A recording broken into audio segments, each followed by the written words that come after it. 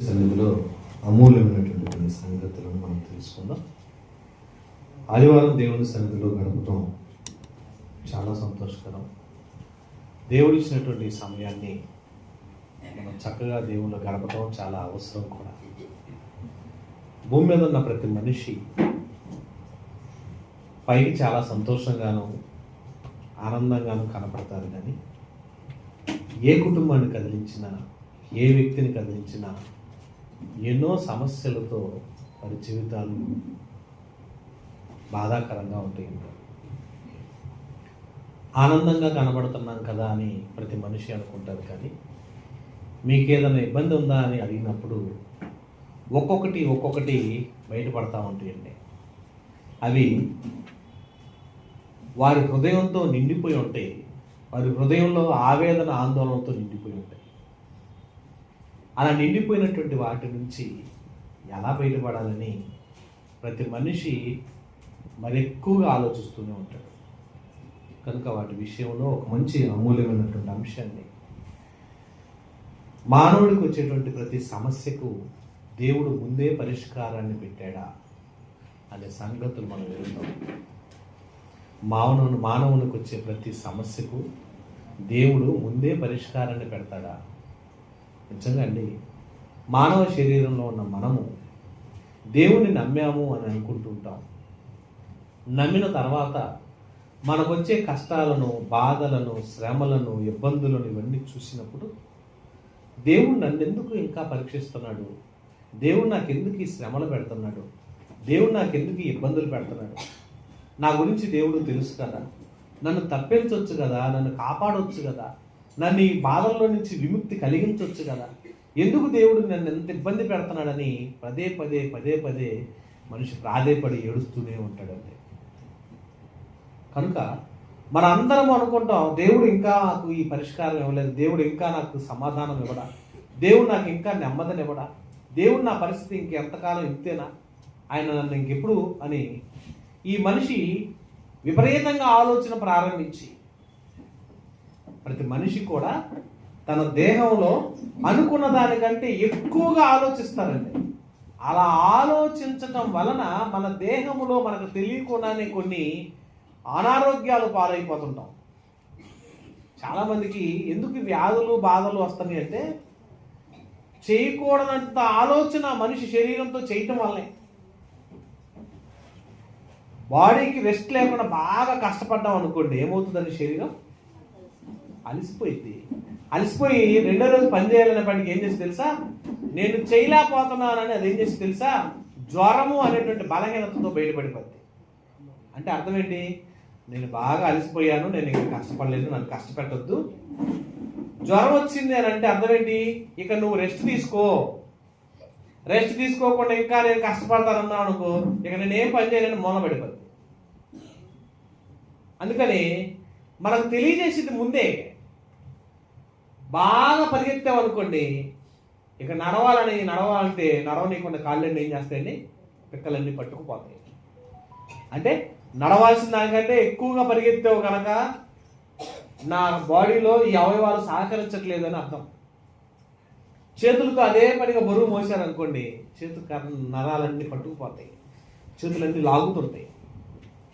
అలాగే మన శరీరం చెప్పింది, ఈ నొప్పితో బాధతో నేను ఇక పని చేయలేకపోతున్నాను, దయచేసి నాకు కొంత రెస్ట్ ఇవ్వు అని. అంతెందుకండి, మీరు ఏసీ ఉంటుంది, ఫ్యాన్ తిరుగుతూనే ఉంటుంది, ఇష్టం లేని మన దేహానికి వద్దు అనే ఆహారం మన మెదడు తెలియజేయడానికి చెప్పలేక అదేం చేసిందంటే, తలలో నుంచి శరీరం అంతా కూడా చెమటలు పట్టేస్తుంటుంది. అంటే ఇష్టం లేని ఆహారం భయంకర, మనం నాకు వద్దు ఇది పెట్టొద్దు అని చెప్పేటప్పుడు ఆహారం శరీరం మనకి రిటర్న్ చెప్పేసి దేవని తలలో నుంచి చెమటలు పట్టేసి నీరన్నీ కారుతూ ఉంటుంది. అంటే అర్థం ఏంటి, అయినా ఇది నువ్వు తినమాకు, నాకు గిట్టట్లేదు, నువ్వు తినటం వల్ల నేను తట్టుకోలేకపోతున్నాను, దయచేసి నన్ను అర్థం చేసుకొని తలంతా చెమటలు పట్టి చెమటలు కారుతూ ఉంటాయండి. అంటే అర్థమైంది, అక్కడ ఏసీ ఉంది, చక్కగా ఫ్యాన్ వేసుకున్నావు, మంచి మసాలాలు తట్టించిన ఆహారం తింటూ ఉంటావు. మరి మెదడు ఏం చెప్తుంటుంది, వద్దు తినొద్దు అని డైరెక్షన్ ఇవ్వడానికి తలలో నుంచి ఆ శరీరం అంతా కూడా అలసిపోయే విధంగా చెమట కారిపోతూ ఉంటుంది. అప్పుడు మనం ఏం చేస్తాం తెలుసండి, అది అర్థం చేసుకోకుండా కచ్చిపెట్టి శుభ్రం తుడుచుకొని మళ్ళా తింటా ఉంటాం. అంటే నీకు నచ్చింది, కానీ బాడీ ఏమంటుంది, వద్దురా బాబు తినొద్దు, నువ్వు తింటే నేను తట్టుకోలేకపోతే నేను పని చేయలేను, నేను చేయలేను, నా మాట విను అంటుంటుంది. మనం ఏనో ఇంకా వేసేస్తుంటాం లోడు. అదేం చేసింది, ఇక నిన్ను దాన్ని ఎలాగ బయటికి పంపించాలని, వాంతు రూపంలో పంపించాలా, విరోజనాల ద్వారా పంపించాలా, లేకపోతే భయంకరమైన గ్యాస్ ట్రబుల్ వచ్చేసిన తర్వాత నువ్వు డాక్టర్ దగ్గరికి వెళ్ళి హాస్పిటల్కి వెళ్ళి సూదులు ఇంజక్షన్లు ఎక్కించుకొని ఏదో రకంగా దాన్ని బయటికి పంపించిన దాకా నా పని చేయలేనని అలసిపోయి పక్కన పడిపోతుంది. మనకు తెలియజేస్తుంటుంది. అంటే మించిన పని చేయటం వల్ల మెదడు కూడా మించిన ఆలోచన చేస్తున్నారు చాలామంది. ఎక్కువ ఆలోచన చేస్తున్నారు. ఎక్కువ ఆలోచన చేయటం వల్ల బీపీలు వచ్చేస్తున్నాయి, షుగర్లు వచ్చేస్తున్నాయి, బాడీ అంతా కూడా భయంకరమైన తలనొప్పులు వచ్చేస్తున్నాయి. ఆ తట్టుకోలేనటువంటి కెపాసిటీ, ఆలోచనకు మించిన ఆలోచన చేయటం వల్ల మనం దెబ్బతినిపోతాం. అందుకని దేవుడు అంటాడు, మీ భారము యెహోవా మీద, సమస్య వచ్చింది దేవుడికి అప్పగించండి. సైలెంట్గా ఉండండి. సమస్యని పరిష్కరించడానికి దేవుడు ఉన్నాడు. సమస్య వచ్చింది, అది ఎవరికి అప్పగించాలి, నువ్వు దేవుడికి అప్పగించండి. ఆయన సమాధానం పరుస్తాడు. తగిన రీతిగా దాన్ని ఎలా సాల్వ్ చేయాలో ఆయన ముందే తెలుసు. ఎందుకంటే దేవుడు తెలియదంటే, దేవుడు మహాజ్ఞాని, సర్వోన్నతుడు, భవిష్యత్తుని ఎరిగినవాడు, జరుగుతున్న జరిగిన జరగబోతున్న కాలాలను ఎరిగినవాడు. ఆయనకు తెలియదు ఏముంది, అన్నీ తెలిసినవాడు. భవిష్యత్తుని ఎరిగిన దేవుని చేతిలో నువ్వు నీ సమస్యను పెడితే ముందు నువ్వు భారం లేకుండా ఉంటావు. అందుకే పిల్లలందరూ కూడా ఫీజు కట్టాలి, డాడీ ఫీజు కట్టాలంటారు. బరువు ఎవరి మీద పెడతారు, తల్లిదండ్రుల మీద పెడతారు. వీళ్ళు ప్రశాంతంగా ఆడుకుంటారు. బరువు మోసే తండ్రి ఆలోచిస్తుంటాడు, వీడికి ఫీజు కట్టాలంటే ఎక్కడి నుంచి తేవాలి, ఎలా చేయాలి, ఏం చేయాలి అని. అదే భారం పిల్లల మీద పెట్టుకున్నారు అనుకోండి, బరువు వీళ్ళని ఎత్తులు పెట్టుకున్నారు అనుకోండి, ఎలా ఉంటుంది, వాడి తొక్కుడు బిళ్ళ ఆడలేడు, బిళ్ళాకర్ర ఆడలేడు, వాడు కనీసం సెల్ తీసుకుని గేమ్ ఆడమని ఆడలేడు. ఎందుకు, వాడికి టెన్షన్, భయం. మాస్టర్ గారు ఒక 5 నిమిషాలు నిలబెడితేనే తట్టుకోలేడు, అందరి మధ్యలో నిలబెడితేనే తట్టుకోలేడు. ఆ బరువు బాధ్యత తండ్రి మీద పెట్టినప్పుడు ఎంత ఫ్రీగా ఉంటాడో. తండ్రి చెప్తాడు, నీకేం భయం లేదు, నేను కడతాను, నువ్వు ధైర్యంగా ఉండు, నువ్వు స్కూల్కి వెళ్ళేటప్పుడు నీ ఫీజు ఇచ్చేస్తాను అనుకోండి, వీడు ధైర్యంగా ఉంటాడు. దేవుడు కూడా అదే చెప్తున్నాడు. నీకు సమస్య వచ్చింది, ప్రాబ్లం వచ్చింది, పరిష్కరించే పనిని నేను చూస్తాను, ముందు నా మీద పెట్టు, పరిష్కరించే పనిలో నేను ఉంటాను. అంతేగాని విపరీతమైన ఆలోచనలో పెట్టేసుకొని ట్రస్ట్ అంతా నేను నెత్తిన పెట్టేసుకొని ఏడ్చి కన్నీళ్ళు కార్చి రోదన చేసి బాధపడుతుంటానండి. దేవుణ్ణి అడుగు, సరైన రీతిలో సమాధానం ఇస్తాడు. ఆదికాండం చూడండి, బైబిల్లో అంత మంచి మాట అంటున్నాడు. 21వ అధ్యాయం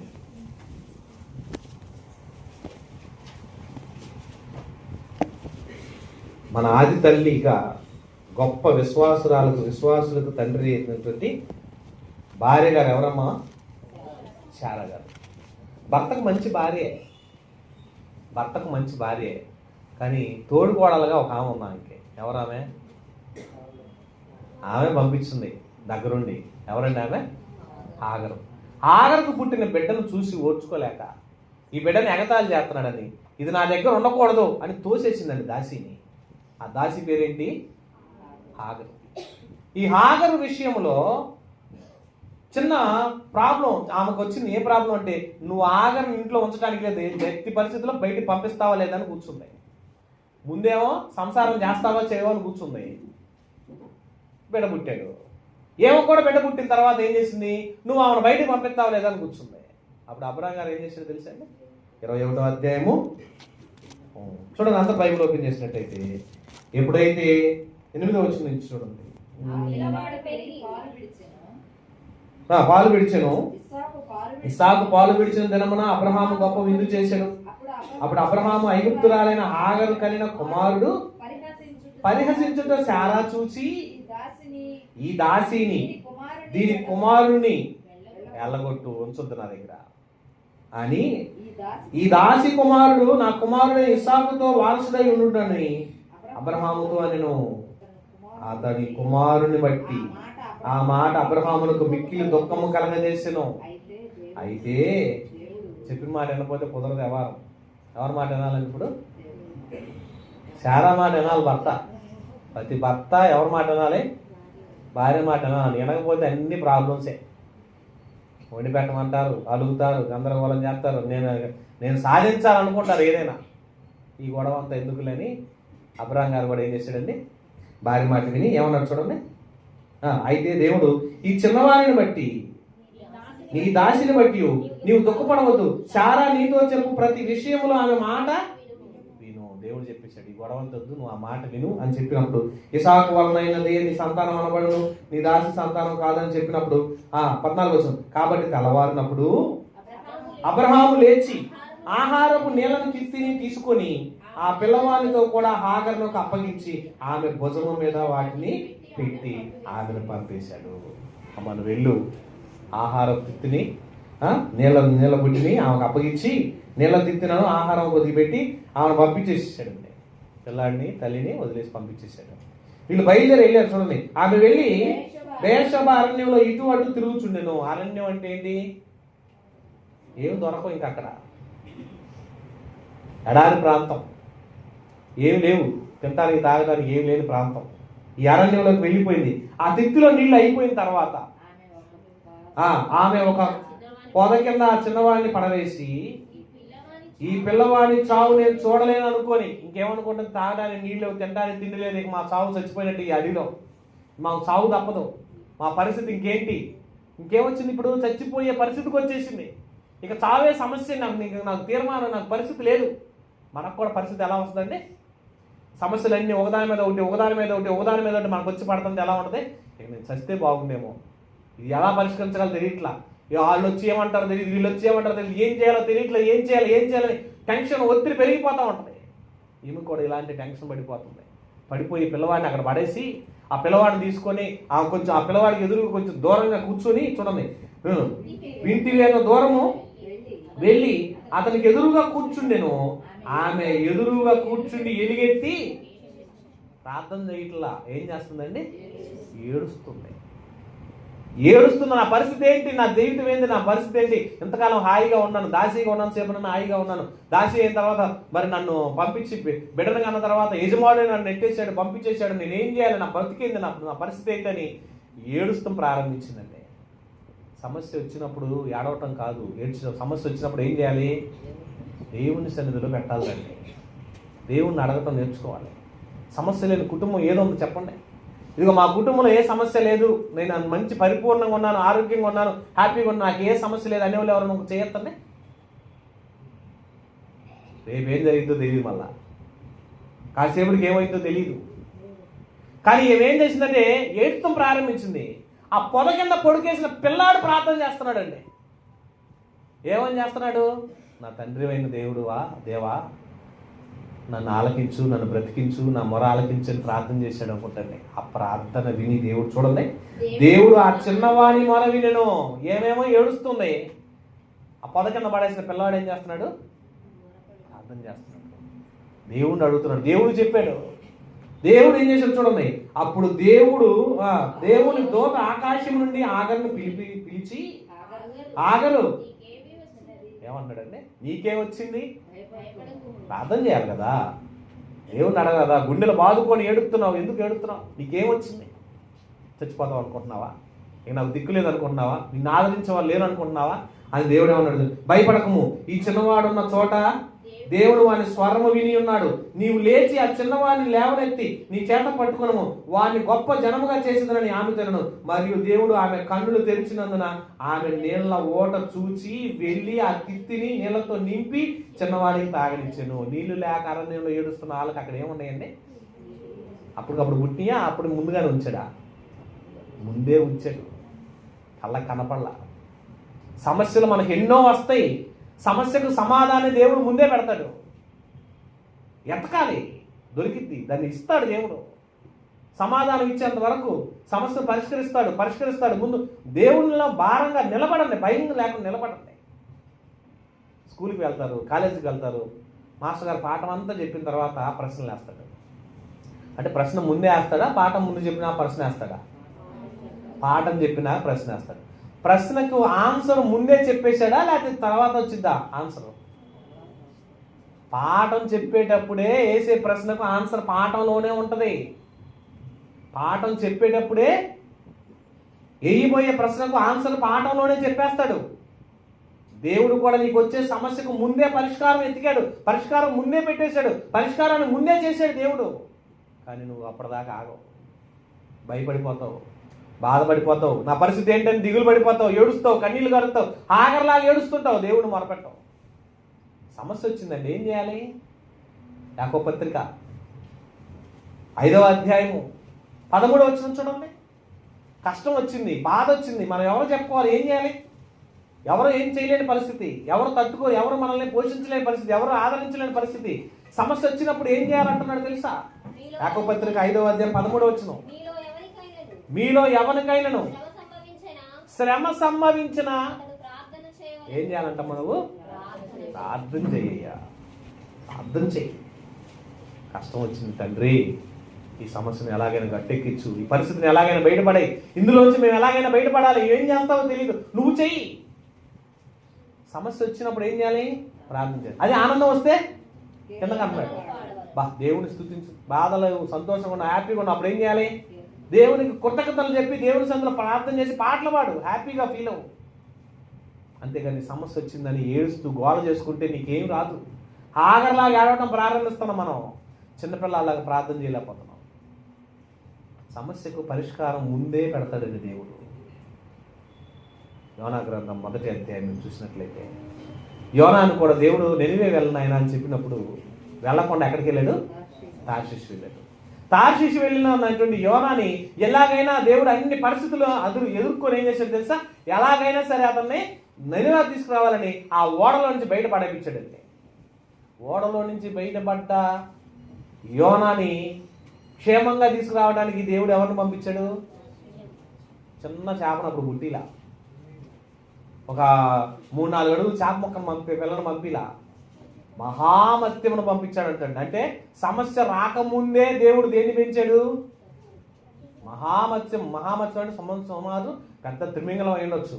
ఎలా నోరు తెరితే ఎంత ఉంటాడండి యోనా? 5 అడుగులు 6 అడుగులు ఎత్తుంటాడు కదా. అంత ఎత్తున్న యోనాని ఎలా మింగాలంటే అంత పెద్ద చేప రావాలి. దాన్ని ముందే పుట్టించాడా? అప్పటికప్పుడు పుట్టించాడా? ముందే. సమస్య రాబోతుంది, రాబోయే సమస్యకు ముందే పరిష్కారం దేవుడు పెట్టేశాడు. 17వ వచనం చదవండి. గొప్ప మత్స్యం ఒకటి యోనాను మింగవలనని దేవుడు ముందే నియమించాడండి. నీకు రాబోయే కష్టం ఏదో, నీకు రాబోయే బాధ ఏదో, నీకు సమస్య ఏదో దేవుడు తెలిసిన ఆయన దాన్ని పరిష్కారం కూడా పెడుతున్నాడు పక్కన. పరిష్కరిస్తాడు, దేవుడు పరిష్కరిస్తాడన్న ధైర్యం ఉండాలి నీలో. ఆ ధైర్యం కోల్పోమాకని అంటున్నాడండి.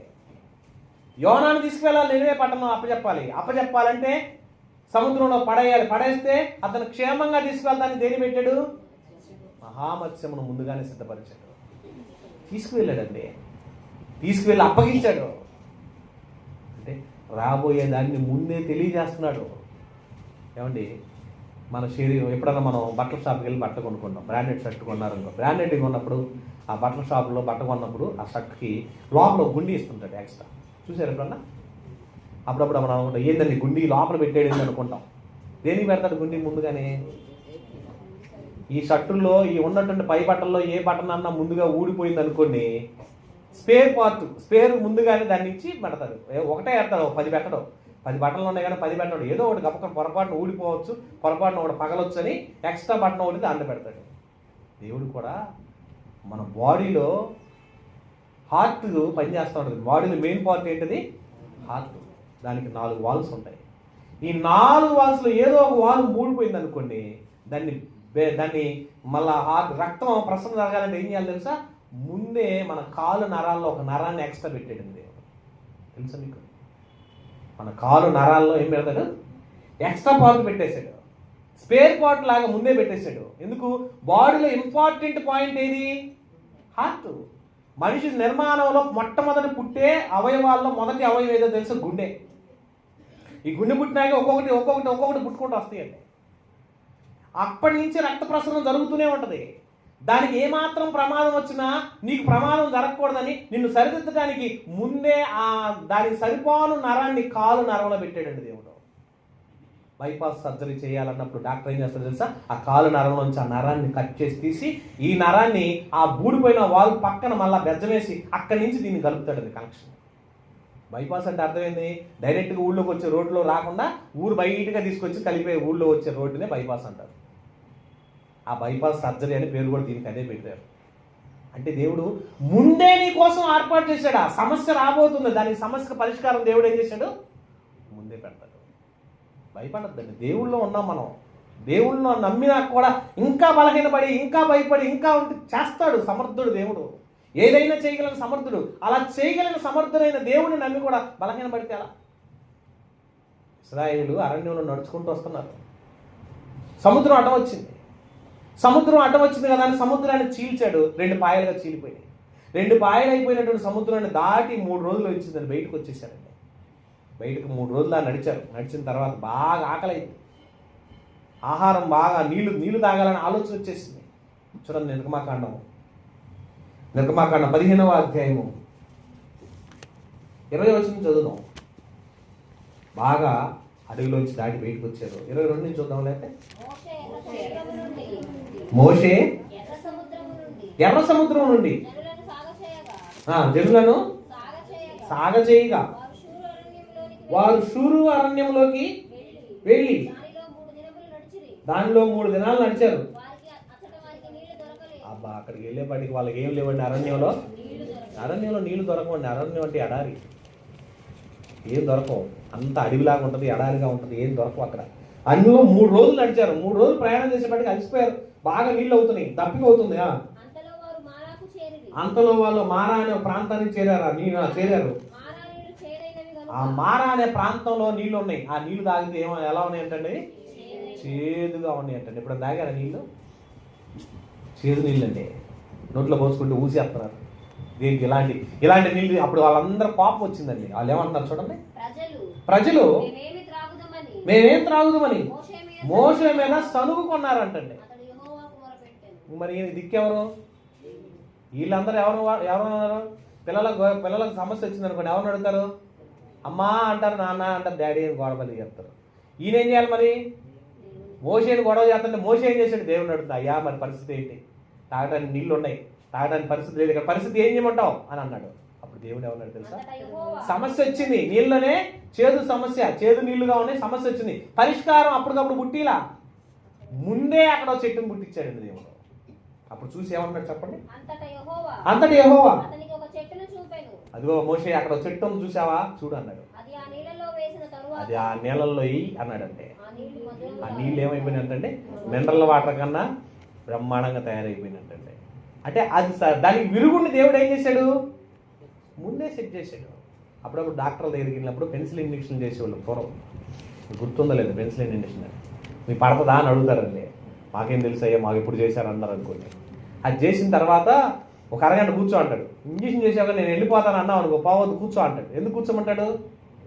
అది నీ బాడీకి ఇంజక్షన్ చేసినప్పుడు అది శరీరంలో ఇముడుద్దో లేదో చూస్తాడు. అది పడకపోతే వెంటనే రియాక్షన్ వచ్చింది. ఆ రియాక్షన్ కూడా ఏం చేస్తాడు? మరలా వేరే ఇంజక్షన్ చేస్తాడు. ముందే ఒక శాస్త్రవేత్త పరిశోధన చేసినప్పుడు దానికి మందు కనిపెట్టిన దానికి విరుడు ఎలా కనిపెడతాడో, సమస్య రాబోతున్నప్పుడు ఆ సమస్యకు పరిష్కారాన్ని కూడా దేవుడు ఏం చేశాడు? ముందే సెట్ చేశాడంతే. అప్పుడప్పుడు చాలల్లో రైతులు పంటలు పండించినప్పుడు చెరువులు బావిలు తవ్వించుకుంటారు కదా, ఆ తవ్వించిన వాటిల్లో నీళ్ళన్నీ కలుషితం అయిపోతే నేరేడు చెట్టు కర్రల మొక్కలు దాంట్లో వేసారనుకోండి, ఏమవుతుంది తెలుసండి? నీళ్ళు క్లీన్ అయిపోతాయండి. నేరేడు చెట్టు కర్ర దాంట్లో వేస్తే ఏమైంది?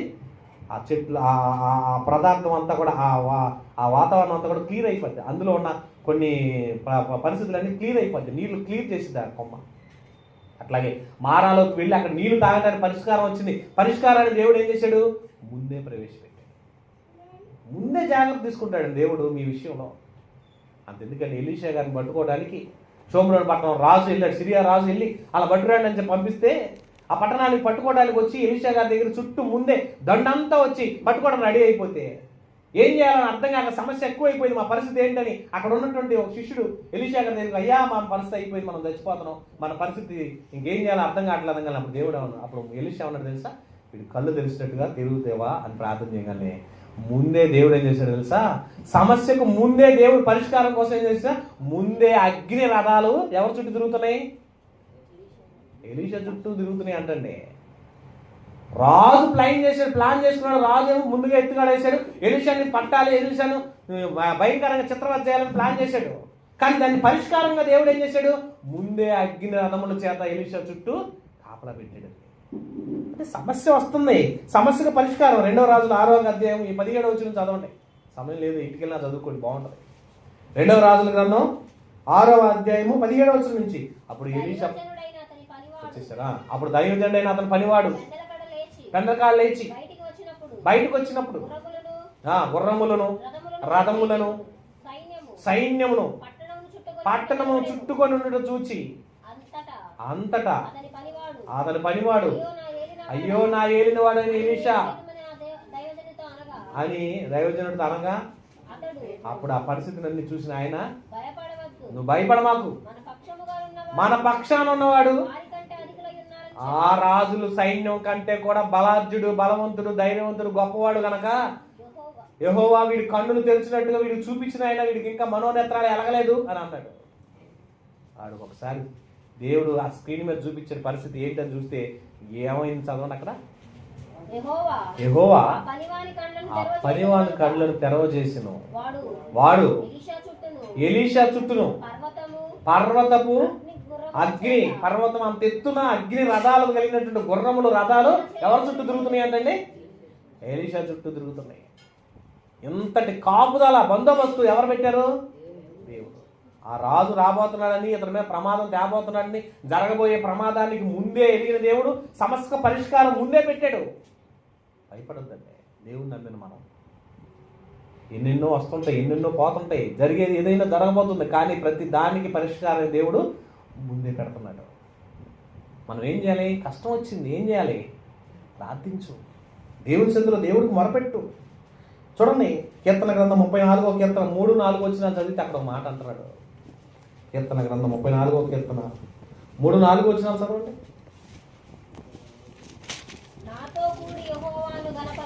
నాతో కూడి యెహోవాను ఘనపరచుడి, మనము ఏకముగా కూడి ఆయన నామమును గొప్ప చేయుదుము. నేను యెహోవా యొద్ద విచారణ చేయగా ఆయన నాకు ఉత్తరం ఇచ్చెను. నాకు కలిగిన భయములన్నిటిలో నుండి ఆయనను తప్పించెను. ఎన్ని భయాలు, ఎన్ని బాధలు, ఎన్ని కష్టాలు తట్టుకోలేనండి. ఎన్నో గొప్ప సంగతులు చెప్పాలనుకుంటా, కానీ మీ గృహదర్శనాలు చేస్తుంటే, మీ కుటుంబాలను దర్శనం చేస్తుంటే దేవుడు ఈ మాటలు చెప్పుకుంటున్నాడు.